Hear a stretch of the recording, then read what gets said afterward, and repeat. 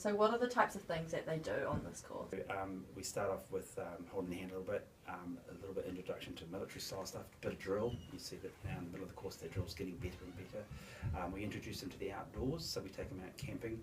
We don't do too much with them in those first couple of weeks because we understand they're coming with varying levels of fitness. So there's a focus on getting them used to carrying a pack, getting them fit, and some of them never run around the block, let alone walk 50 kilometres. So there's a gentle there's a planned progression to that. Also teach them, we bring in outside providers and teach them things like tenancy rights, budgeting, finance. Some of them come with debt, so they're good to look after their money. So we slowly building their confidence, we get them to do public speaking, building all the time, teaching them how to wear the clothes properly when they go to interviews, interview techniques. Still with that military overload, lots of drill. A huge focus is on what they eat. We have a thing called healthy lifestyle, so we monitor very closely what they put into themselves and then what they put out by doing lots of PT. So we feed them well. They love the food. They love the PT, which is a really good thing.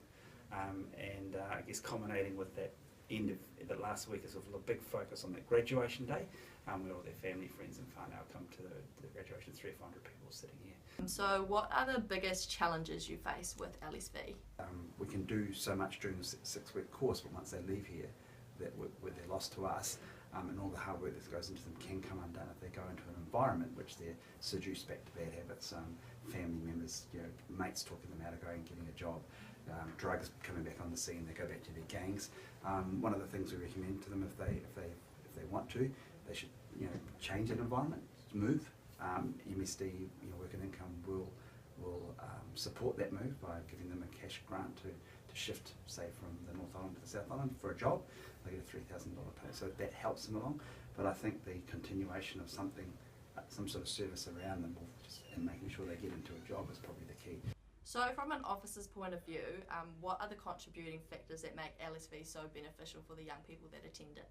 The whole purpose of the course is to bring them into an environment which is used to training young people. I mean, the Defence Forces around the world have been training young people for hundreds of years, so they've got it kind of down pat.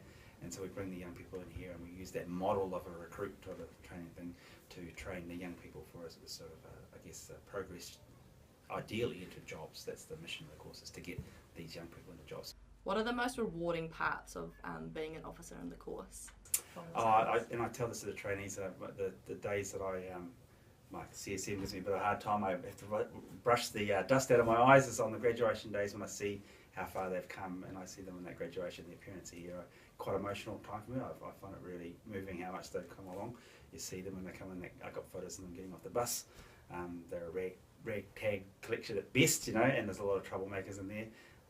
We lose a few of those, unfortunately, but the ones that decide to change and commit to the course, they progress through, and the change in them, and the change in their demeanour, the change in their attitude, the change in the way they hold themselves is palpable. It's amazing. So I love it.